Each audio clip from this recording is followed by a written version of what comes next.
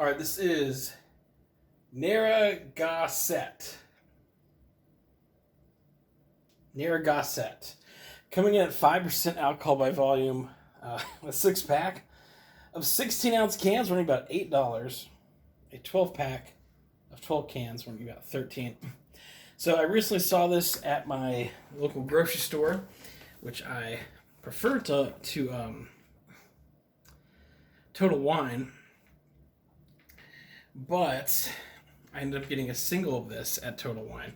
So yeah, at the grocery store, I see it in like a 12-pack now. Like, it seems to be a new thing popping up here, although it's an old beer.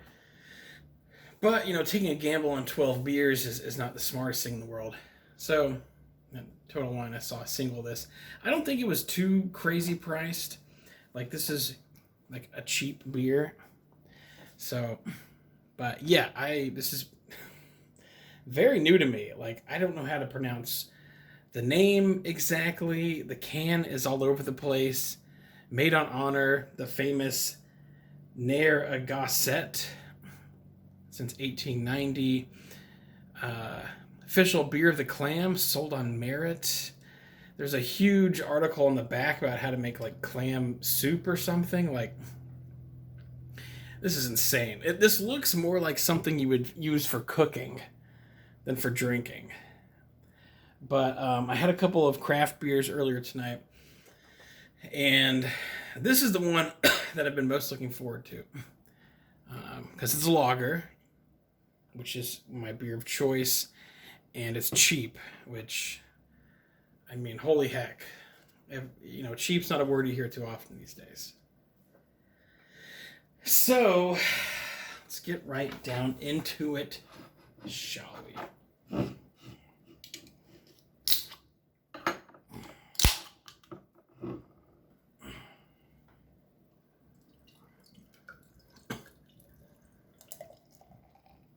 This is a pint can.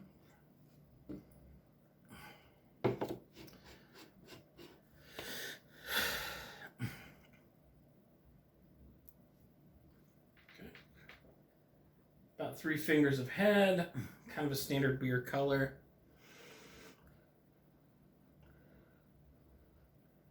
Not a ton of beer smell at all. It smells a little bit like a PBR, which frightens me because I'm not the biggest PBR fan.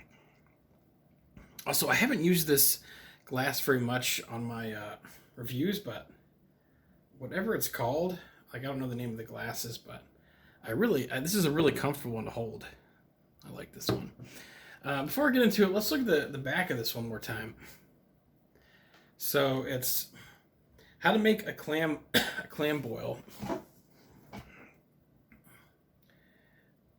4 small red potatoes, half a pound sausage slice, 4 breakfast sausages, 4 onions peeled, 2 ears sweet corn chucked and broken, 2 bay leaves, salt, pepper, crushed red pepper, 2 quarts steamers, soft clams, 3 tablespoons chopped green onion, 3 tablespoons chopped parsley, and finally 1 12-ounce can of this beer, even though this is a 16-ounce can.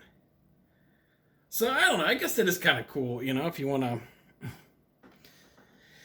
make some food with it. I've been into making, I've been kind of into cooking lately.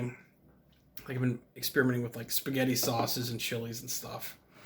And I made a chili about a month ago, and one of the fun things about it was I put beer in it.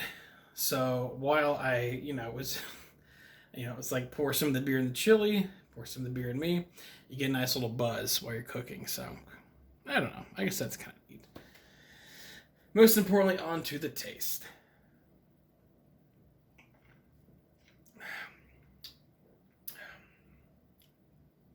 Wow. Yep.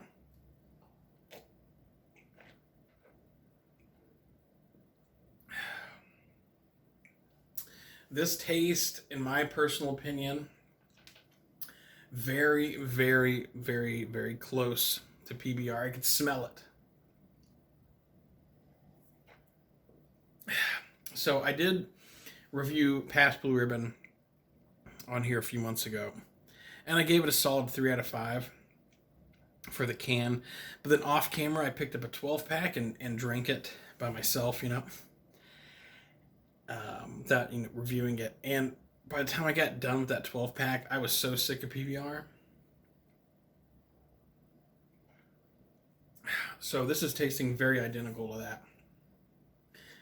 And I know that 12 of these I wouldn't be a fan of. So yeah, I think I gave PBR in my review for one can a 3 out of 5. After the 12 pack, I dropped it down to a 2 out of 5. Yeah. So, yeah, I mean, it's a little crisp and a little hoppy and all that stuff, at the end, but it's just, I don't know, it's too sour. It's kind of flat tasting. I can't remember if PBR is just kind of, I know you see the bubbles there, but yeah, it doesn't feel very frothy. I don't know, maybe I'm trying too hard to explain this. I promise I'm not trying to be an edgelord with this.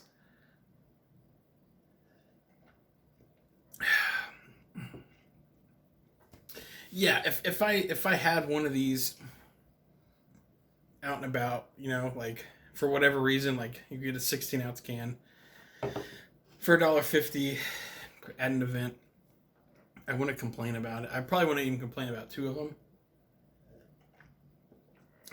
but I wouldn't want a whole 12 pack. So yeah. Man, kind of let down by this one. That's a shame. You never know. Sometimes the beers you look forward to let you down. Other times, the ones you expect to be trash turn out to be pretty darn good. So, Narragansett Lager gets a 2 out of 5.